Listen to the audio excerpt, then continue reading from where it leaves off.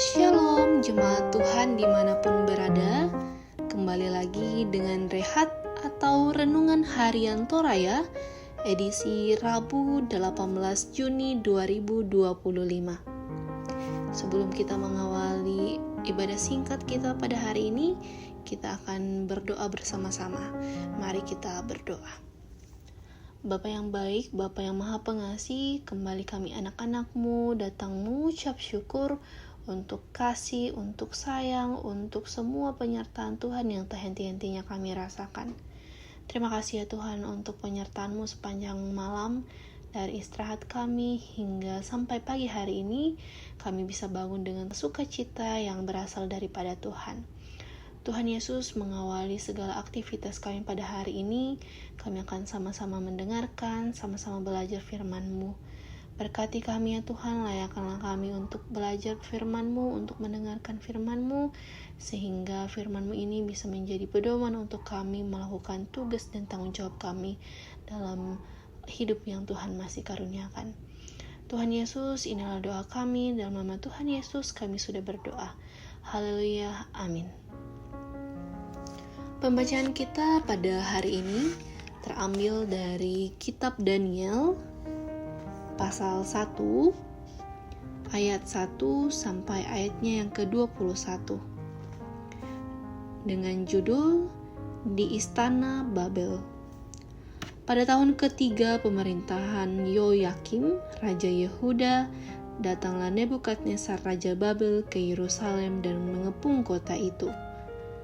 Tuhan menyerahkan Yoyakim, Raja Yehuda dan sebagian dari perlengkapan rumah Allah ke dalam tangannya. Ia membawa semuanya itu ke tanah Sinear, ke rumah dewanya. Perlengkapan-perlengkapan itu ditaruhnya di dalam perbendaharaannya dewanya. Raja bertitah kepada Aspenas, kepala istana, untuk membawa beberapa orang Israel, yaitu berasal dari keturunan raja dan kaum bangsawan. Mereka itu orang-orang muda yang tanpa cacat, berperawakan bagus, memakai berbagai hikmat, berpengetahuan banyak, mempunyai pengertian tentang ilmu, dan cakap untuk bekerja dalam istana raja. Mereka diajar sastra dan bahasa orang Kasdim. Raja menetapkan bagi mereka jatah setiap hari dari santapan raja dan dari anggur yang biasa diminumnya.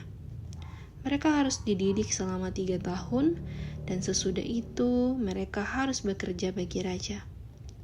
Di antara mereka itu ada Daniel, Hananya, Misael, dan Azaria dari Bani Yehuda.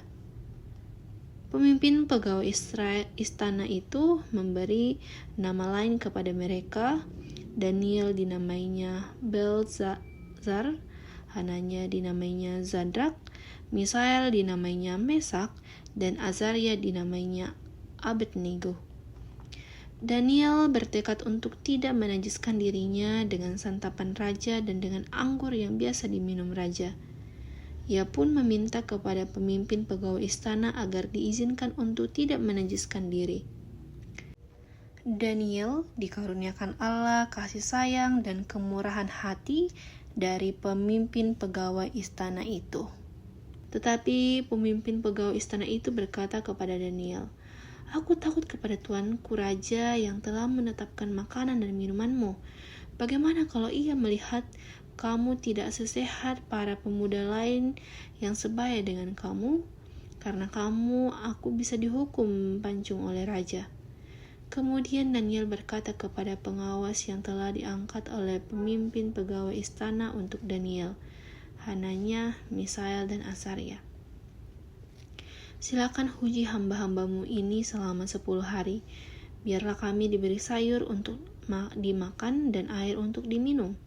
Sesudah itu, bandingkanlah perawakan kami dengan perawakan para pemuda yang makan dari santapan raja. Kemudian, perlakukanlah hamba-hambamu ini sesuai dengan pendapatmu." Permintaan mereka itu didengar, lalu mereka diuji selama 10 hari. 10 hari kemudian, ternyata perawakan mereka lebih baik, dan mereka kelihatan lebih gemuk daripada semua pemuda yang telah makan dari santapan raja. Selanjutnya, pengawas itu selalu mengambil makanan mereka dan anggur yang harusnya mereka minum, dan memberikan sayur kepada mereka. Kepada keempat pemuda itu Allah memberikan pengetahuan dan kepandaian tentang berbagai sastra dan hikmat. Daniel juga mempunyai pengertian tentang berbagai penglihatan dan mimpi.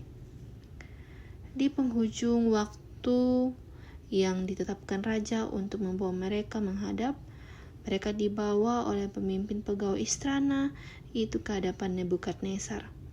Raja bercakap-cakap dengan mereka, dan di antara mereka semua itu tidak ditemukan seorang pun yang setara dengan Daniel, Hananya, Misael, dan Azaria. Mereka pun bekerja bagi raja. Dalam setiap hal yang memerlukan kebijaksanaan dan pengertian yang ditanyakan raja kepada mereka, didapatinya bahwa mereka 10 kali lipat lebih cerdas daripada semua ahli ilmu gaib dan semua tukang jampi di seluruh kerajaannya.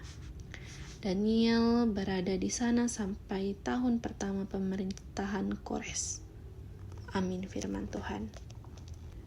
Tema renungan kita pada hari ini yaitu bangun relasimu dengan Tuhan, atau yakelan bahasa Toraya, pamanasai tukasiumpuranmu sisola puang. Setiap orang dapat berbagi pengalaman tentang relasi dengan Tuhan, serta bagaimana kebaikan Tuhan ketika dia mengalami pergumulan hidup. Misalnya ketika dalam kondisi yang sakit, biaya pendidikan anak, hubungan yang rusak dengan orang dekat, dan lain sebagainya. Pengalaman itu tentu menjadi bagian yang terus memberi kekuatan dalam menjalani hidup yang bermakna bagi pribadi orang tersebut. Seperti pembacaan kita pada saat ini, ada orang pemuda yang berbagi pengalaman spiritualnya. Mereka tidak hanya cakap dan berpengetahuan, tetapi juga takut kepada Tuhan. Orang-orang muda ini disiapkan menjadi pekerja yang dekat dengan raja, dan sebelum dipekerjakan, mereka dididik selama 3 tahun sebagai salah satu kriteria untuk menjadi pekerja yang dekat dengan raja. Mereka itu adalah Daniel, Hananya, Misael, dan Azaria. Karena relasi yang baik dengan Tuhan, Daniel dan teman-temannya berketetapan untuk tidak menajiskan dirinya. Dalam mempersiapkan diri selama 3 tahun sebagai pekerja raja, mereka memilih untuk hidup kudus bersama dengan Tuhan. Karena mereka memilih hidup kudus dengan Allah, maka Allah menyatakan kasih dan sayang, pengetahuan, kepandaian dan hikmat, dan pengertian tentang berbagai-bagai penglihatan dan mimpi. Pilihan Daniel dan sahabatnya dengan membangun relasi yang baik dengan Tuhan menjadi bukti bagi kita bahwa dalam menghadapi berbagai dinamika kehidupan, kita perlu membangun relasi yang baik dengan Tuhan. Kasih sayang yang Tuhan nyatakan bagi Daniel tentu juga menjadi milik kita ketika kita menyerahkan hidup kita di hadapan Tuhan. Amin firman Tuhan. Menutup renungan singkat kita pada pagi hari ini, mari kita satu dalam doa. Mari kita berdoa.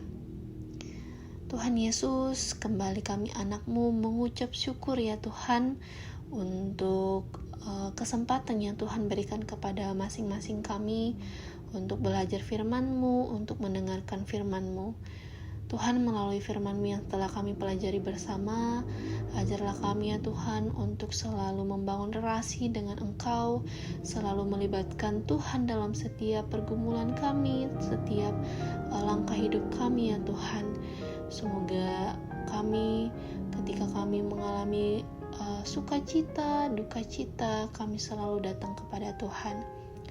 Tuhan Yesus, kami berdoa untuk jemaat Tuhan yang mungkin pada saat ini sedang dalam kelemahan tubuh. Tuhan pulihkan, Tuhan berikan kesembuhan, Tuhan hadir sebagai dokter yang tidak kelihatan. Semoga mereka bisa kembali pulih dan melakukan aktivitas mereka ya Tuhan. Tuhan Yesus, kami juga berdoa untuk segala aktivitas kami hari ini, segala tanggung jawab kami hari ini. Tuhan yang bersama-sama dengan kami, Tuhan yang memberkati kami, Tuhan yang menjaga kami, dan Tuhan yang melancarkan segala apa yang kami laksanakan hari ini. Tuhan Yesus, ampuni kesalahan kami dan dosa kami yang kami perbuat, yang tidak berkenan di hadapan-Mu dan menyakiti hati-Mu.